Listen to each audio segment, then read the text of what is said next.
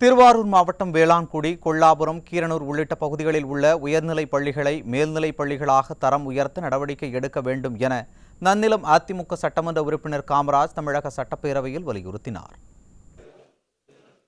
அண்ணன் எடப்பாடியார் அவர்கள் வழங்கிய 7.5% இடஒதுக்கீட்டின் காரணமாக அரசு பள்ளிகளில் அதிகமான மாணவ மாணவியர்கள் சேர்வதன் அடிப்படையில் அந்த பள்ளியிலும் மாணவர்களுடைய சேர்க்கை அதிகமாக இருக்கிறது. ஆண்டுக்காண்டு நன்னிலம் ஒன்றியத்தில் கொல்லுமாங்குடியை சேர்ந்த மாண்பு அமைச்சர்கள் சொன்ன கடுவங்குடி, அதே போல பூந்தோட்டம், குடவாசல் ஒன்றியத்தை சேர்ந்த இரவாஞ்சேரி, எண்ணக்குடி, மானந்தகுடி ஆகிய இந்த மேல்நிலை பள்ளிகளில் அரசினுடைய விதிமுறைகளை பூர்த்தி செய்கிற ஏதாவது ஒரு இடத்தில் இந்த ஆண்டு அரசினர் பிற்படுத்தப்பட்ட நலத்துறையின் சார்பில் ஒரு